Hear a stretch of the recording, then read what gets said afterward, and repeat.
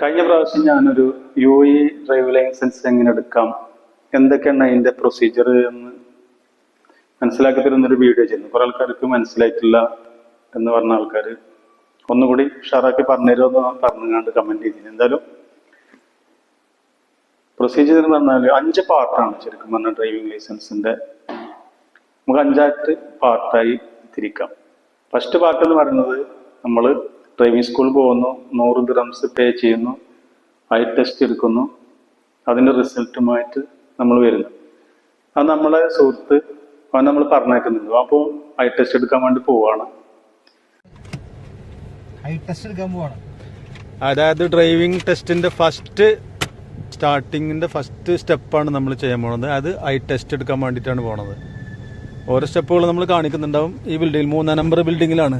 ആ ബിൽഡിങ്ങിലാണ് മുസഫ ഡ്രൈവിംഗ് സ്കൂളിലെ 3-ാം നമ്പർ ബിൽഡിങ്ങിലാണ്. അപ്പോൾ ഓൾ ദി ബെസ്റ്റ്, പോയിട്ട് വരൂ. ഓക്കെ. അവന് അവിടെ പോയി ഐ ടെസ്റ്റ് എടുത്തിട്ട് തിരിച്ചു വരുന്നുണ്ട്. അപ്പോൾ അവൻ പറഞ്ഞുതരും എന്താണ് ഫസ്റ്റ് പാർട്ട് എന്നുള്ളത്.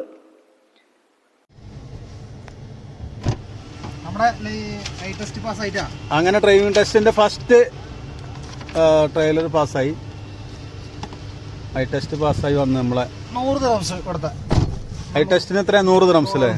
കുഴപ്പമൊന്നുമില്ല, വളരെ സിമ്പിൾ ആയിരുന്നു, തിരക്കൊന്നുമില്ല. നമ്പറുകളൊക്കെ നിങ്ങൾ പറയാൻ വേണ്ടി പ്രശ്നമൊന്നുമില്ല. ഓക്കെ, എല്ലാ കാര്യങ്ങളും അങ്ങനെ ഉഷാറായിട്ട് അങ്ങനെ തന്നെ ഈസി ആയിട്ട് പോട്ടെ.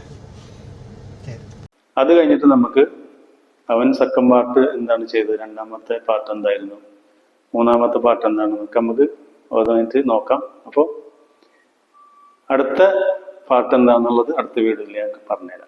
Okay, thank you.